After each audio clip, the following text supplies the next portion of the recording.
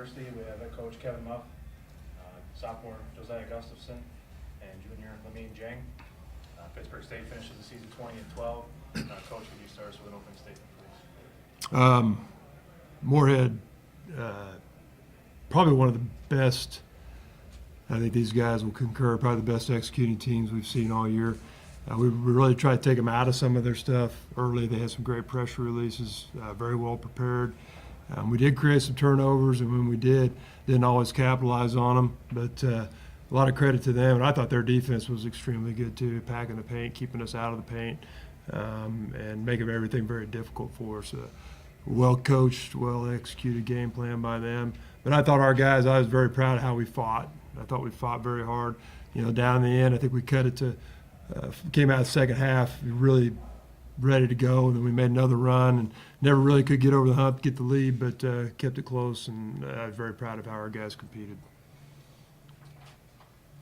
Yeah, Coach, they attacked, they scored right in the first few seconds. How hard was it after that, just trying to establish a new rhythm? I don't know how hard it was. I just don't think we did a very good job of it. But like I said, a lot of the credit goes to them. I thought their game plan was very solid on both ends of the floor, offensively and defensively.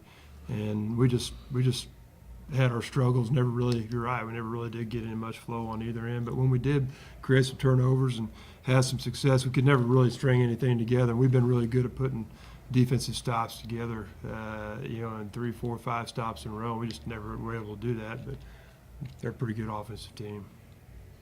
Let me talk about Sibley. What challenges did he present offensively, and how was he able to have some success out there for him? They're a big kid. I just did exactly what coach asked me to do, before the game, be aggressive in the glass and just finish the play, and not singing about it, try to be scared, just play the way I practice every day. Yeah. What about their post player, though? Number 55 is really good. I think he got 25 points. So he's aggressive and he was playing really good. And it was a challenge for me to try to stop him. But, I did a good job. I'm not going to say I failed, but, we lost and we got to learn from it. And next year, when we come back here, it's going to be a new challenge for me. Coach, you hold Reaver to 6 points.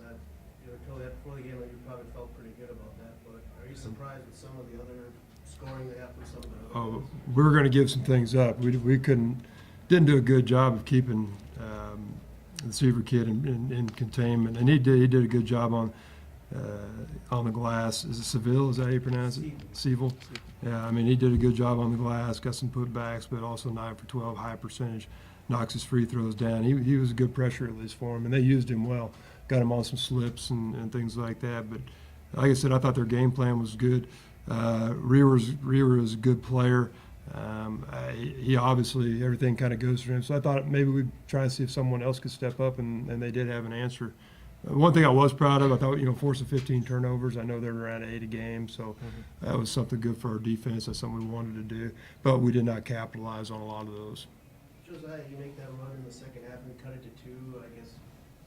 How important would it have been maybe to take a lead or even draw even at that point after you fought back? Yeah, we talked about it in the huddle too. If we go on another little run, 2 or 4 points, then all of a sudden we take the lead and all the pressure goes onto them.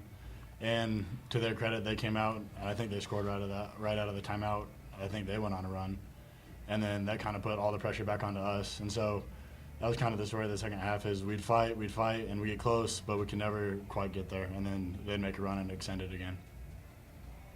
Coach, that was your worst shooting performance of the year from 3-point. Have you had a night like that coaching, or just wouldn't? Well, I think it was a combination of things. We didn't shoot it very well from the perimeter, but at the same time, their ability to recover off penetration when we did kick it, like I said, I thought their game plan was number one good, and then I thought that their kids did a really good job of executing it.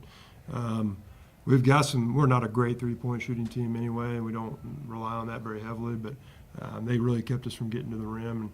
And, we probably should have kicked it a few times, but I thought we maybe got a little too aggressive, maybe forced a lot. They're down, especially in the second half. I thought we got a little forced. But at the same time, you know, we didn't make the plays that we needed to, and they were able to. They're a good team, but we're a good team. Like I said, I thought we did some good things tonight, and I love our fight. I don't want this game to take away from our seniors.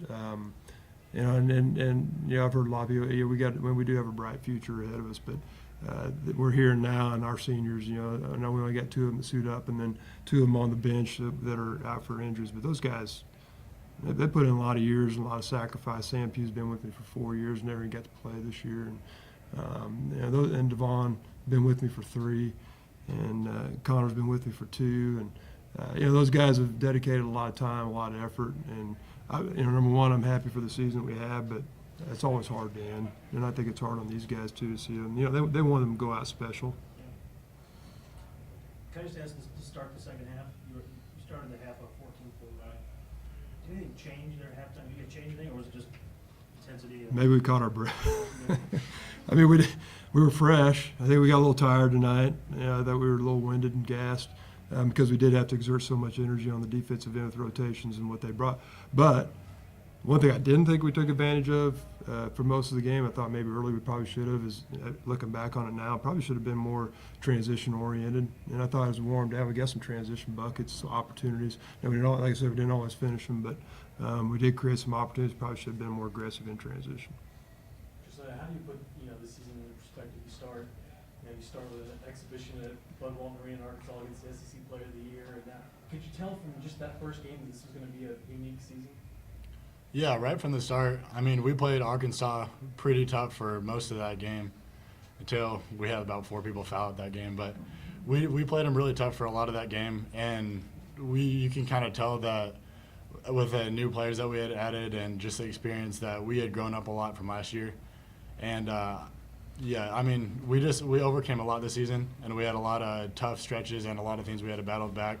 But that's kind of the MO of this team, is that no matter what happens, we're always somebody to step up. If one person goes down, there's always somebody else to take their place. And it was a lot of fun this season. We had a good season. Any questions? Good luck to Moorhead. They're a good team. Yeah. Thank you. Yep.